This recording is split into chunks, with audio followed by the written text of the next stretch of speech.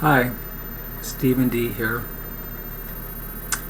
I'm doing this video because I'm too worn out because of recent events to write. My wife on Wednesday was hospitalized for a dangerous situation. She had been fighting respiratory illness, and she had stopped eating because she was nauseous all the time, and then she started puking up blood, and we had to rush her to the hospital. And that's where she has been since Wednesday night around 11 p.m. And I'm telling you all this because, one, I'm not quite as upset and worried as I was when she was at first admitted, but two, I think it's taught me a little lesson about what's gone wrong the last decade, 2 decades, I don't know how many. See, when my wife was in the hospital, she was a pancreatic cancer survivor, and she had chemotherapy that damaged parts of her brain, drug that literally short-circuited neural connections between her two hemispheres so that she can't focus well on things, concentrate as well on things as she used to. Two sides of her brain can't communicate as well as they used to. And she can't, like most of us every day, filter out extraneous stimuli. If she hears something, sees something, somebody's talking to her, random noise comes from the television, all of that just is very overwhelming. Just, being in a crowded grocery store can be something that triggers anxiety or panic.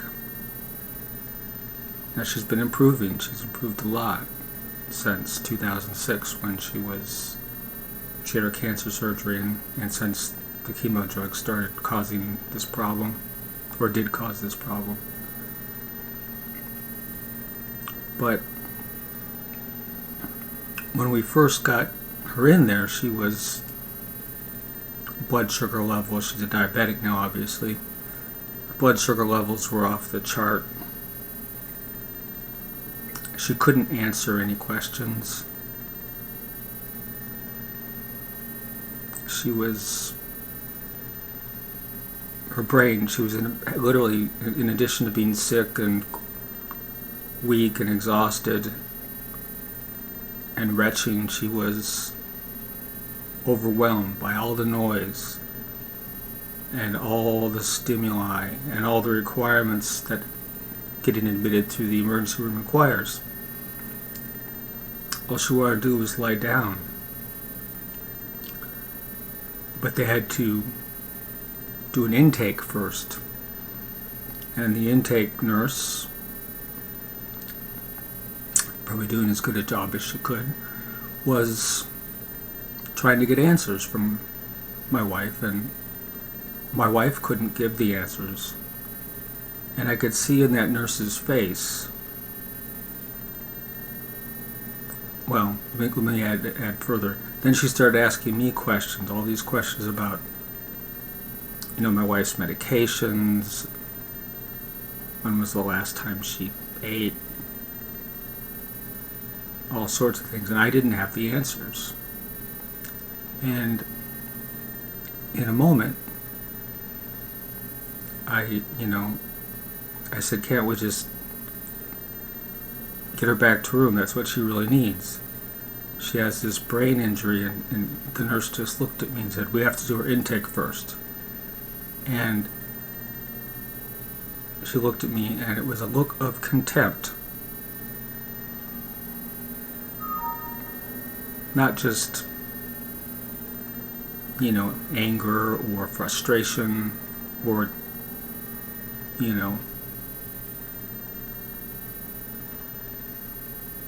something like that, but contempt, disdain.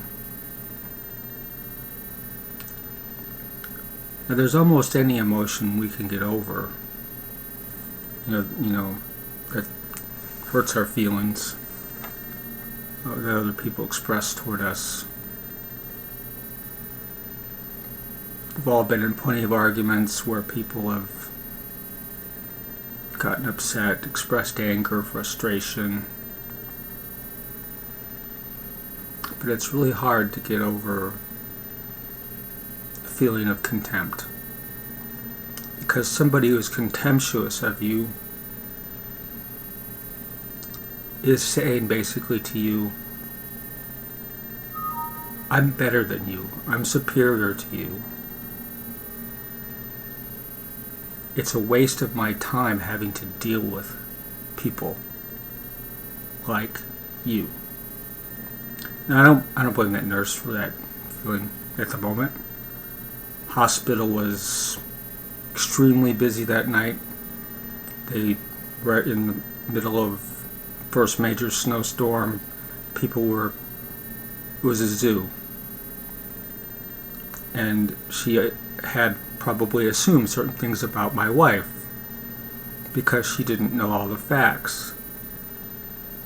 She thought my wife could at least answer questions about basic things. She thought I could answer those questions if my wife wasn't able to.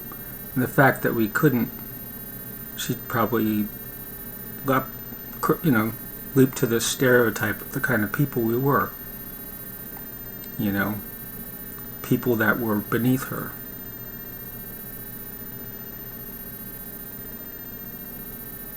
That she was wasting her time on when she could be helping other people.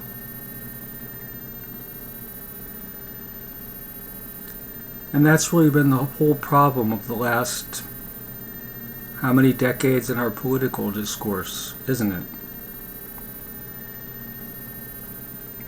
That we've gone beyond anger and hatred and divisiveness, and we're now at the stage where people hold other groups of people in outright contempt.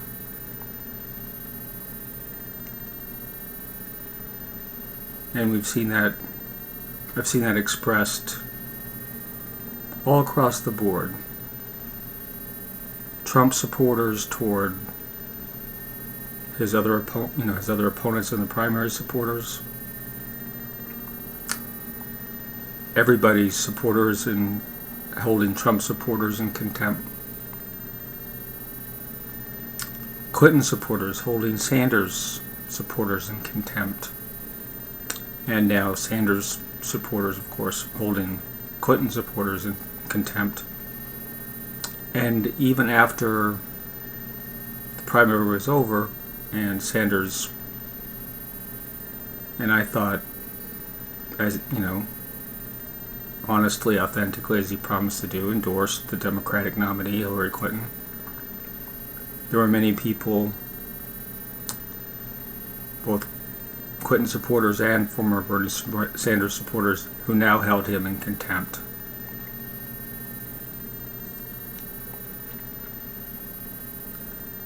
And that's what we've devolved into in this country. Too many of us don't look at other people as worthy of our attention, worthy of our time, worthy of being listened to, worthy of being heard. We just automatically go to our default position of those people are idiots and assholes and there's no reason to listen to anything they have to say. They're bad people. If it's, many white people, they see the Black Lives Matter protests, and they say, automatic response. Those people are criminals, thugs, whiners, trying to get, not willing to accept that you have to work hard in America. All the stereotypes that come out against African Americans. You see it in the contempt that many people hold for people of the Muslim faith or the Islamic faith, who automatically go to their default assumption that, you're not Christian, or your religion is hateful, and if you believe it, I'm going to hold you in contempt because of all the things that other Muslims, extremists, have done.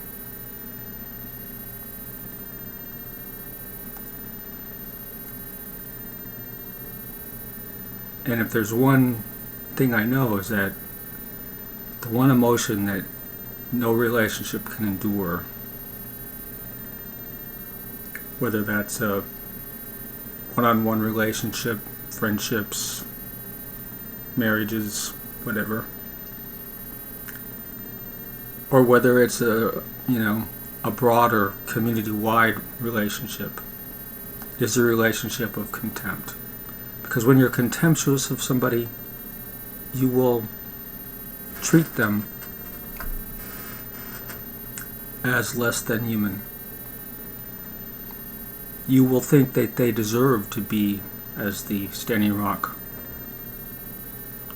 water protectors were, fired upon with rubber bullets and hit with water cannons in sub-freezing zero temperatures, and had flash grenades thrown at them and exploded, and literally assaulted and beaten and brutalized for no good reason. They weren't a threat. But the people on the other side, a lot of those police officers and law enforcement officers, and a lot of the citizens of North Dakota, South Dakota, hold beliefs, and one of those beliefs is that Native Americans, the indigenous people of this country, are beneath them. They hold them in contempt.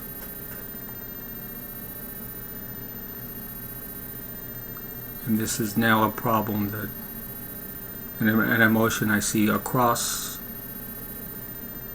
the board. You choose a spectrum any way you want: left, right, upper class, lower class, race, religion.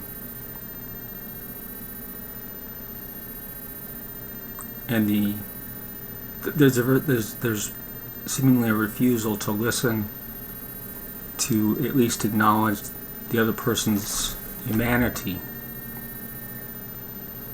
to just sit there and stare at them and on one small set of facts hold them in contempt.